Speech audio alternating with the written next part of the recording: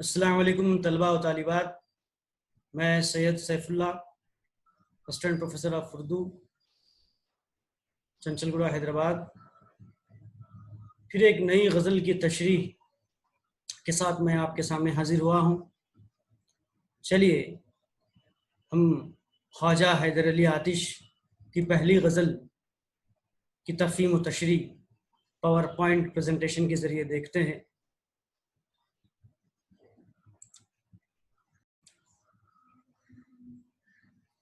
چلیے طلبہ و طالبات، اپنا پاور پوائنٹ پریزنٹیشن شروع ہو چکا ہے، آئیے ہم دیکھتے ہیں۔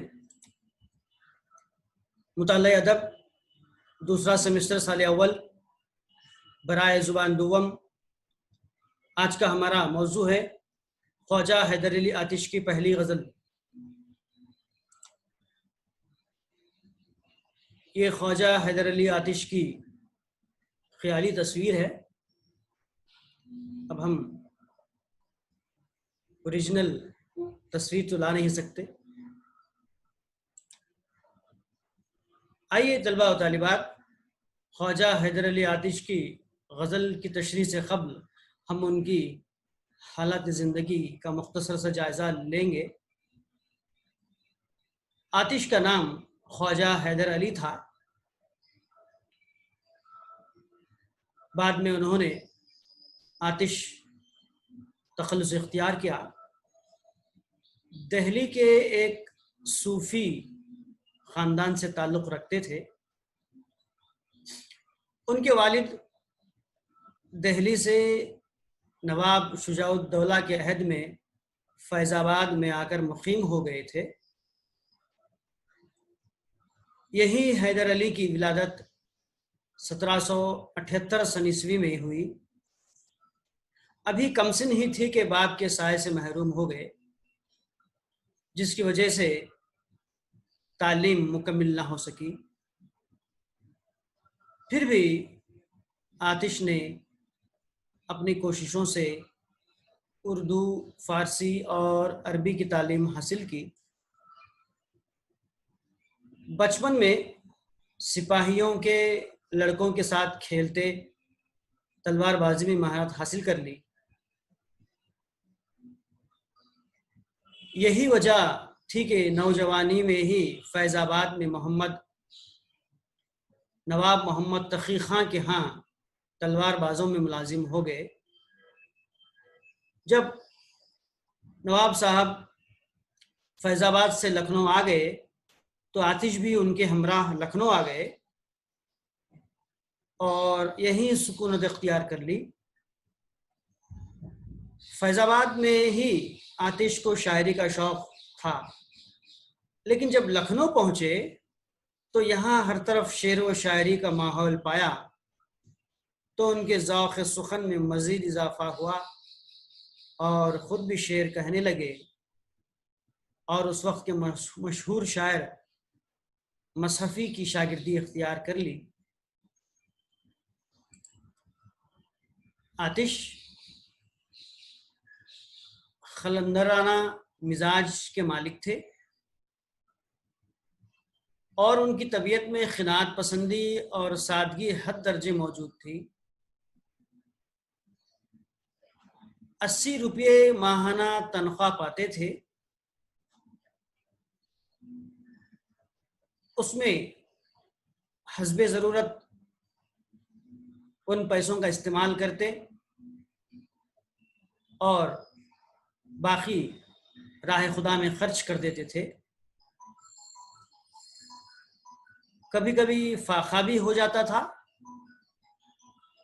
آتش کا گھرانہ خواجہ زادوں کا خاندان تھا اور ساتھ ساتھ پیری مریدی کا سلسلہ بھی جاری تھا۔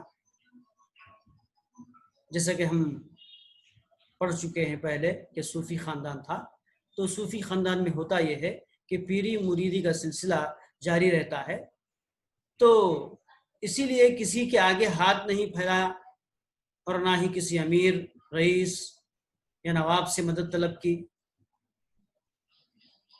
اور نہ ہی کسی کی دربار سے منسلک رہے۔ لکھنؤ میں آتش کے کئی شاگرد ہوئے، جن میں امیر زادے بھی تھے، مگر کبھی کسی سے بھی مدد طلب نہیں کی۔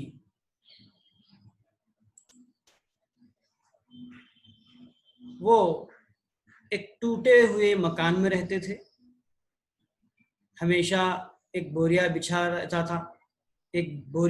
ہوا رہتا تھا، اسی پر ایک تہبند باندھے صبر و قناعت کے ساتھ بیٹھے رہتے تھے۔ عمر رسیدہ ہونے کے باوجود بھی آتش کی طبیعت میں بانک پن تھا، اور وہ ہمیشہ سپاہیانہ وضع و خطا کے ساتھ رہا کرتے تھے۔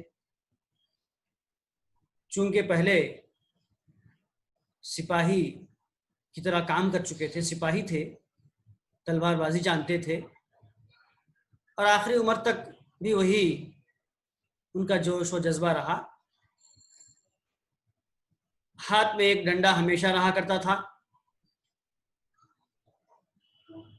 اور تلوار کمر میں لٹکی ہوئی رہتی تھی۔ پیر میں سلیم شاہی جوتے پہنتے تھے۔ آتش کو اپنی زندگی میں کبھی دولت، شہرت اور ثروت کی ہوس نہیں رہی۔ وہ زندگی کی حقیقت کو سمجھ چکے تھے، زندگی کے رازوں کو سمجھ چکے تھے، لہٰذا انہوں نے کبھی بھی اپنے لیے دولت کی ہوس نہیں کی۔ آتش کے شاگردوں، دوست احباب اور ان کے چاہنے والوں کا حلقہ بہت وسیع تھا، اور سبھی لوگ ان کی شخصیت اور شاعری کے دل دادا تھے، پسند کرتے تھے ان کے انداز کو، ان کی سخن گوئی کو، ان کی غزل گوئی کو۔ اور آتش کا کلام آج بھی موجود ہے۔ زندگی کے آخری ایام میں، آخری دور میں آتش کی صحت ساتھ چھوڑنے لگی، اور آنکھوں کی بینائی بھی جاتی رہی، اور انہوں نے گوشہ نشینی اختیار کر لی تھی، اور بمقام لکھنؤ ہی میں 1847 سن عیسوی کو انتقال کیا۔ چلیے اب ہم آتش کی پہلی غزل کا مطالعہ کرتے ہیں، تشریح و تفہیم بھی دیکھتے ہیں کہ ان کی غزل کس انداز کی ہے۔ خواجہ حیدر علی آتش کی پہلی غزل پیش خدمت ہے۔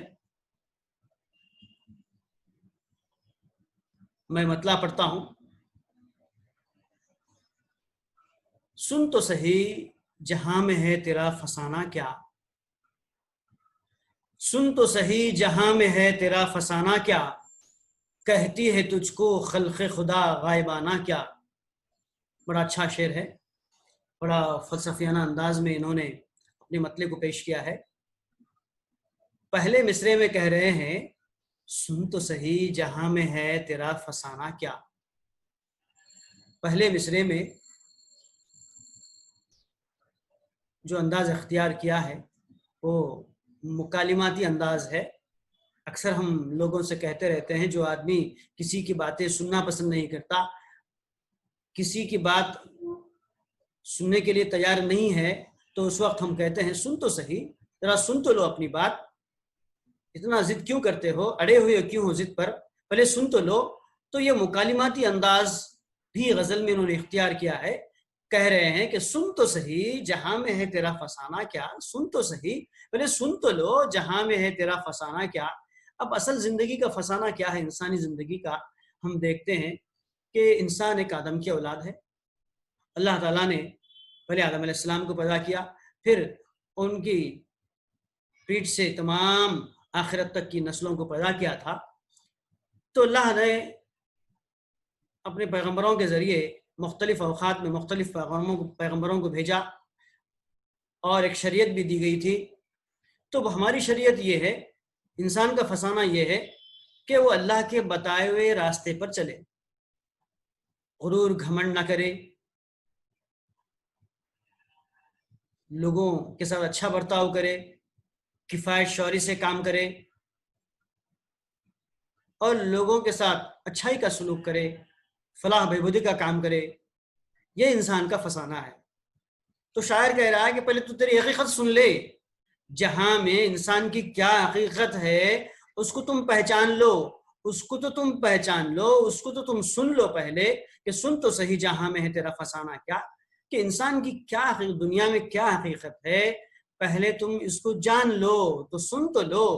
کہتی ہے تجھ کو خلق خدا غائبانہ کیا، تیرے غائبانہ میں جہاں میں لوگ تیرے ساتھ اٹھنے بیٹھنے والے ہیں، تم سے بات چیت کرنے والے ہیں، وہ لوگ تمہارے غائبانہ میں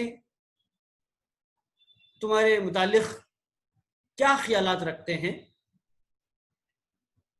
اگر لوگ اچھے خیالات رکھتے ہیں تو ٹھیک ہے، وہ اپنی زندگی میں جیسے زندگی گزار رہا ہے ویسے ہی رکھنا چاہیے۔ اب یہاں پہ سوچنے کی بات یہ ہے، لمحہ فکر یہ ہے، لوگ اگر غائبانہ میں برا بھلا کہتے ہیں اس کی زندگی سے متعلق، اگر وہ ظالم ہے، لوگوں سے اچھا برتاؤ نہیں کرتا ہے، فلاح و بہبودی کے کام نہیں کرتا ہے، تو انسان کو سوچنا چاہیے، برے کام کو چھوڑتے ہوئے اچھے کاموں کی طرف آنا چاہیے، بھلائی کی طرف آنا چاہیے۔ غائبانہ جو گفتگو ہوتی ہے وہ گفتگو حقیقت پر مبنی ہوتی ہے۔ لوگ ڈرتے ہیں لوگوں کے آگے سچ کہنے سے، غائبانہ میں لوگوں کی غیر موجودگی میں پیٹھ پیچھے لوگ سچائی کا اظہار کرتے ہیں۔ تو شاعر کہہ رہا ہے کہ سن تو صحیح جہاں میں ہے تیرا فسانہ کیا، کہتی ہے تجھ کو خلق خدا غائبانہ کیا۔ اب آگے بڑھتے ہیں دوسرے شعر کی طرف۔ زیر زمین سے آتا ہے جو گل سوزر بکف، زیر زمین سے آتا ہے جو گل سوزر بکف، قارون نے راستے میں لٹایا خزانہ کیا۔ یہ دوسرے شعر میں شاعر خواجہ حیدر علی آتش تلمیح، صنعت تلمیح کو اختیار کیا ہے، صنعت تلمیح کو پیش کیا ہے۔ تلمیح دراصل کہتے ہیں شعر میں کسی مذہبی یا تاریخی واقعے کی طرف اشارہ کرنا۔ اب یہاں پر اس شعر میں آتش قارون کے خزانے کا اشارہ کیا ہے، یہ تاریخی بھی ہے اور مذہبی بھی ہے، تو اس میں صنعت تلمیح کو استعمال کیا گیا ہے۔ میں نے ابھی کہا کہ تلمیح کے معنی، تلمیح سے مراد شعر میں کسی تاریخی واقعہ یا مذہبی واقعے کی طرف اشارہ کرنا۔ اب یہاں پر دیکھتے ہیں شاعر ایک زمین کے ٹکڑے کو دیکھ رہا ہے، کسی حصے کو دیکھ رہا ہے، تو وہاں پر سونے کے رنگ کے پھول کھلے ہوئے ہیں، ہر پھول سونے کے رنگ کا ہے۔ ایسا لگ رہا ہے کہ زمین اپنی ہتھیلی میں گل لیے ہوئے ہے، جیسے انسان اپنی ہتھیلی میں کسی چیز کو لیتا ہے، اسی طرح زمین بھی سونے کے رنگ کے پھولوں کو اپنے ہاتھ میں لیے ہوئے ہے۔ سوزر بکف، بکف کہتے ہیں ہتھیلی ہاتھ میں لینے کو۔ تو زیر زمین سے آتا ہے جو گل سوزر بکف، قارون نے راستے میں لٹایا خزانہ کیا۔ تو وہ زمین کا حصہ جہاں پر سونے کے رنگ کے پھول کھلے ہوئے ہیں، ہر پھول سونے کے رنگ کا ہے، تو شاعر حیرت کا اظہار کرتے ہوئے یہ گمان کر رہا ہے کہ شاید یہ وہی جگہ ہے جہاں قارون نے اپنا خزانہ لٹایا تھا، شاید کہ قارون کا خزانہ اسی زمین کے نیچے دفن ہے، تبھی جا کر یہ جو پھول کھلے ہیں سونے کے رنگ کے پھول کھلے ہیں۔ اب یہاں پر ہم اگلا شعر دیکھتے ہیں، اگلے شعر کی طرف بڑھتے ہیں۔ زینا صبا کا ڈھونڈتی ہے اپنی مشت خاک، زینا صبا کا ڈھونڈتی ہے اپنی مشت خاک، بام بلند یار کا ہے آستانہ کیا۔ بڑے اچھے انداز میں یہاں پہ انسان کی حقیقت کو بھی بیان کیا گیا ہے اور کامیابی کس طرح ملتی ہے اس کو بھی بتایا گیا ہے کہ زینا سوا کا ڈھونڈتی ہے اپنی مشت خاک. انسان مٹی کا پتلا ہے، بنیادی طور پر انسان ایک مٹی کا پتلا ہے، اور یہ مٹی کا پتلا جو ہے اپنے اندر بہت ہی آرزویں، ارمانے، شوق، بہت ہی ہوس بھی اس کے اندر ہوتی ہے، آرزویں ہوتی ہیں، ارمانے ہوتی ہیں. پھر وہ کامیابی بھی چاہتا ہے. ہر انسان اپنی زندگی میں کامیابی ضرور چاہتا ہے. اب جب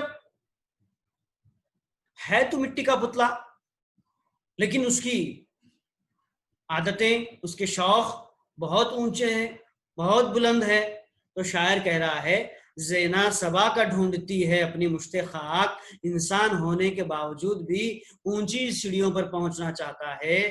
تو شاعر دوسرے مصرے میں کہہ رہا ہے بام بلند یار کا ہے آستانہ کیا. کیا کامیابی، بلندی، جو جس چوٹی پہ تم پہنچنا چاہتے ہو، کیا دوست کا گھر ہے تمہارے دوست کا گھر نہیں ہے، یار کا آستانہ نہیں ہے. بام بلند، ترقی کی منزل پر پہنچنا، کامیابی کی منزل پر پہنچنا دوست کا گھر نہیں ہے، یار کا آستانہ نہیں ہے. اس کے لیے تم کو بہت سخت محنت کرنی پڑے گی، سخت مشقت کرنی پڑے گی، تب کہیں جا کے تم کو بام بلند حاصل ہوگا، یعنی کامیابی کی منزل حاصل ہوگی، کامیابی کی سیڑھیاں تم کو ملیں گی، تب کہیں جا کے تم دنیا میں کامیاب ہوگے. محنت، مشقت انسان کے لیے دنیا میں ضروری ہے. اسی لیے شاعر کہہ رہا ہے کہ بام بلند یار کا آستانہ نہیں ہے. اگر تمہاری کامیابی اگر دوست کا گھر ہوتا تو ہم فون کرتے اور چلے جاتے کہ میاں میں آ رہا ہوں تمہارے گھر، اور تھوڑے سے وقت میں ہم پہنچ جاتے. لیکن منزل کا معاملہ، کامیابی کا معاملہ ایسا نہیں ہے. انسان کو محنت و مشقت کرنی پڑتی ہے. چلیے اب ہم دوسرے شعر کی طرف بڑھتے ہیں، اگلے شعر کی طرف بڑھتے ہیں. آتش کہتے ہیں تبل و علم ہے پاس نہ اپنے ہے ملک و مال. تبل و علم ہے پاس نہ اپنے ہے ملک و مال. ہم سے خلاف ہو کے کرے گا زمانہ کیا. شاعر کہہ رہا نہ میرے پاس ڈھول ہے، نہ کسی ملک کا جھنڈا ہے، نہ ملک ہے نہ مال ہے، نہ میرے قبضے میں کوئی ملک ہے، نہ میں کسی ملک کا بادشاہ ہوں، نہ میرے پاس دولت ہے، نہ کسی ملک کا علم میرے پاس ہے، جھنڈا میرے پاس نہیں ہے، نہ میرے پاس ڈھول ہے، میرے پاس کچھ بھی نہیں ہے. کہنا یہ چاہتے ہیں کہ میں ایک درویش صفت انسان ہوں، ایک فقیر درویش صفت انسان ہوں، میرے پاس کچھ بھی نہیں ہے. دوسرے مصرے میں دیکھیے ہم سے خلاف ہو کے کرے گا زمانہ کیا. اب ایسی صورت میں درویش صفت انسان ہوں، نہ میرے پاس ملک ہے، نہ مال ہے، نہ میرے پاس تبل ہے، نہ علم ہے، اس کے باوجود بھی اگر زمانہ میرے خلاف ہوگا، میری خلاف ورزی کرے گا، یعنی مجھ سے دشمنی کرے گا، تو اس کو کیا ملے گا. ہم سے خلاف ہو کے کرے گا زمانہ کیا، اس کو کچھ حاصل نہیں ہوگا، کوئی چیز حاصل نہیں ہوگی. اگر کوئی مجھ سے دشمنی کر کے یہ امید لگا بیٹھا ہے کہ کچھ مال و دولت اس کو مل جائے گی، تو وہ بے سود ہے، بیکار ہے. لہذا شاعر یہ کہنا چاہتا ہے کہ میں درویش صفت آدمی ہوں، تو درویشی میرا کام ہے، لوگوں سے ملنا، لوگ میرے پاس آتے ہیں تو ان کو نصیحتیں کرنا میرا کام ہے. لہذا میرا کوئی دشمن نہیں ہے، میرا کوئی مخالف نہیں ہے، اور اگر کوئی مخالف بھی ہے تو اس میں اسی کا نقصان ہے. مجھ غریب فقیر اور درویش صفت انسان کے پاس اس کو کیا ملے گا، کچھ نہیں ملے گا. لہذا شاعر یہ کہنا چاہتا ہے کہ میرے خلاف کوئی نہیں ہے، میرا کوئی دشمن نہیں ہے، سبھی میری اچھائی اور بھلائی چاہنے والے لوگوں میں سے ہیں. تو اگلے شعر کی طرف ہم بڑھتے ہیں. آتی ہے کس طرح سے میری قبض روح کو، آتی ہے کس طرح سے میری قبض روح کو، دیکھوں تو موت ڈھونڈ رہی ہے بہانہ کیا. بہترین شعر ہے. آتش بڑے فلسفیانہ انداز میں اس شعر کو قلم بند کیا ہے. اور دیکھیے تفہیم دیکھتے ہیں ہم اس کی. آتی ہے کس طرح سے میری قبض سے روح کو، یعنی موت کا ذکر ہو رہا ہے یہاں پہ. یہ موت ایک اٹل حقیقت ہے. ہر انسان کو، ہر نفس کو موت کا مزہ چکنا ضروری ہے. کل نفس ذائقۃ الموت، قرآن میں بات آتی ہے کہ ہر ذی نفس کو موت کا مزہ چکنا ضروری ہے. تو اب اس شعر میں اسی کی طرف اشارہ ہو رہا ہے کہ میری بھی موت آئے گی. آتی ہے کس طرح سے میری قبض روح کو، کس طرح میری روح کو قبض کرے گی، کس طرح فرشتہ موت کا فرشتہ میری روح کو قبض کرتا ہے. میں دیکھنا چاہتا ہوں کہ کس طرح میری موت ہوگی. لوگوں کی موت ایک جیسی نہیں ہوتی. لوگوں کی موت مختلف انداز سے ہوتی ہے. کسی کی موت حادثے سے ہوتی ہے، کسی کی موت ہارٹ اٹیک سے ہوتی ہے، کوئی اپنے آپ کو خودکشی کر کے ختم کر لیتا ہے، کسی کو شہیدی مرتبہ ملتا ہے، جنگ میں شہید ہوتا ہے. بہرحال ہر انسان کی موت الگ الگ انداز سے ہوتی ہے. تو شاعر یہاں کہنا چاہتا ہے کہ میں بھی تو دیکھوں کہ میری موت کس طرح ہوگی، موت کا فرشتہ میری روح کو کس طرح قبض کرے گا. دیکھوں تو موت ڈھونڈ رہی ہے بہانہ کیا. اب موت کا فرشتہ میری روح کو کس طرح قبض کرے گا، کس بہانے سے میری موت آئے گی. میں یہ دیکھنا چاہتا ہوں کہ میری موت کس طریقے سے آئے گی اور موت کا فرشتہ کیا بہانہ ڈھونڈتا ہے میری موت کا.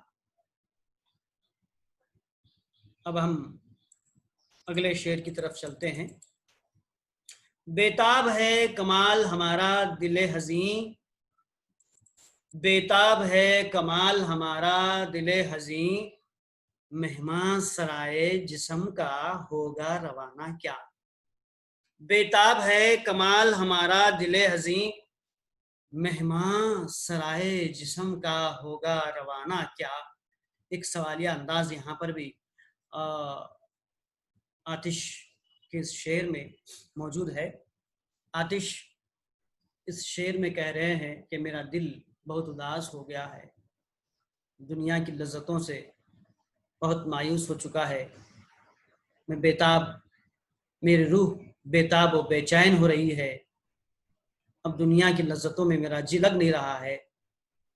دل چند دنوں سے بہت ہی مایوس، بہت حزین، اداس سا رہنے لگا ہے. یعنی شاید شاعر کو اپنی موت کے قریب ہونے کا اندازہ ہو چکا ہے کہ شاعر کے آخری ایام ہیں، اب موت قریب آنے والی ہے. شاعر کو اس بات کا اندازہ ہو گیا ہے، اسی لیے شاعر کہہ رہا ہے بیتاب ہے کمال ہمارا دل حزین، مہمان سرائے جسم کا ہوگا روانہ کیا. یہ میرے جسم میں میری جو روح ہے ایک مہمان کی مانند ہے، ایک مہمان ہے. اب جب وقت آئے گا تو مہمان چلا جائے گا. جس طرح مہمان کسی کے گھر میں جاتے ہیں اور وقت آتا ہے تو وہاں سے چلے جاتے ہیں. تو بڑی اچھی مثال دی ہے یہاں پر آتش نے کہ میرا جسم بھی ایک مکان کی طرح ہے. تو اس میرے جسم میں ایک مہمان کی طرح روح میرے اندر بسی ہوئی ہے، اور شاید کہ میرے مہمان کا جانے کا وقت آ گیا ہے. میری روح میرے جسم کو ایک گھر کی طرح ہے، مانے ہوئے ہے، اور یہ میری روح میرے لیے، میرے جسم کے لیے ایک مہمان کی مانند ہے. شاید کہ میرے مہمان کا وقت آ چکا ہے، میرے جسم سے میری روح کے نکلنے کا وقت شاید کیا آ گیا ہے. شاعر کو اس بات کا گمان ہو رہا ہے. کہنا یہ چاہتا ہے شاعر کہ اب میری موت کا آخری وقت آ گیا ہے، میری زندگی کے آخری ایام چل رہے ہیں، اسی لیے میرا دل اداس ہے، مایوس ہے کہ میری موت ہونے والی ہے. اندازہ ہو جاتا ہے بعض لوگوں کو ان کی موت کے اشارے ملتے ہیں، وہ اس دنیا کو چھوڑنے کی تیاری کرنے میں لگ جاتے ہیں. اب شاید کہ انہیں بھی شاعر کو بھی اندازہ ہوا ہوگا ان کی موت کے ہونے کا، اسی لیے اس شعر کو قلم بند کیا انہوں نے۔ چلیے ہم دیکھتے ہیں ایک اور شعر، آخری اس غزل کا مقطع ہے۔ یوں مدعی حسد سے نہ دے داد تو نہ دے، یوں مدعی حسد سے نہ دے داد تو نہ دے، آتش غزل یہ تو نے کہی عاشقانہ کیا۔ اس شعر میں آتش اپنی غزل پر فخر محسوس کر رہے ہیں، اپنی سخن فہمی پر ان کو فخر ہے، اپنے آپ سے مخاطب ہو کے کہہ رہے ہیں کہ ان کو اپنی اس غزل پر فخر ہے، اور لوگوں سے کہہ رہے ہیں یوں مدعی حسد سے نہ دے داد تو نہ دے، آتش غزل یہ تو نے کہی عاشقانہ کیا۔ میں نے تو عاشقانہ غزل نہیں کہی جو تم حسد سے داد دے رہے ہو، میں نے تو فلسفیانہ غزل کہی ہے، یہ میری عاشقانہ غزل تو نہیں ہے۔ میں نے سیدھے سادے انداز میں فلسفیانہ غزل کہی ہے، اس کے باوجود بھی تم کو میری اس غزل پر حسد ہے اور حسد سے داد دے رہے ہو۔ شاعر نصیحت کر رہا ہے کہ تم حسد سے داد مت دو، میں نے یہ جو غزل کہی ہے عاشقانہ اگر کہی ہوتی تو تم حسد کر سکتے تھے، دل لبھانے والی غزل کہی ہوتی، عاشقانہ مزاج کی غزل کہی ہوتی، دل برانہ مزاج کی غزل کہی ہوتی، میرے محبوب کے حسن و خوبصورتی کے جلووں کو میں نے بتایا ہوتا تو تم کو حسد کرنے کی ضرورت تھی، لیکن میں نے یہ فلسفیانہ انداز کو عام انداز میں پیش کیا ہے، اس کے باوجود بھی تم میری غزل پر حسد کرتے ہو، یہ اچھی بات نہیں ہے۔ شاعر کہہ رہا ہے کہ حسد مت کرو، کھلے دل سے داد دو۔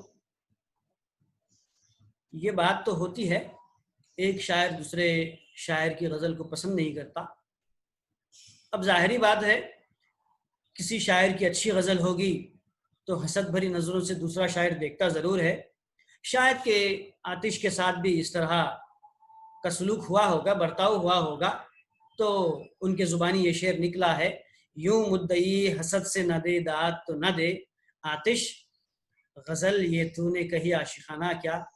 مختصر یہ کہ شاعر کہہ رہا دوسرے شعراء سے، پڑھنے والوں سے، سب سے کہہ رہا ہے کہ میں نے عاشقانہ غزل نہیں کہی ہے، اور تم کو میری اس غزل پر حسد نہیں کرنی چاہیے، بلکہ میری ان باتوں کو سمجھتے ہوئے حسد سے نہیں کھلے دل سے داد دینا چاہیے۔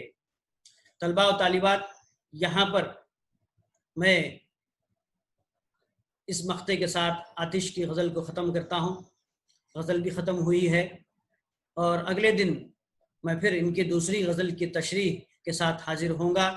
جب تک کے لیے مجھے اجازت دیجیے، اللہ حافظ، السلام علیکم۔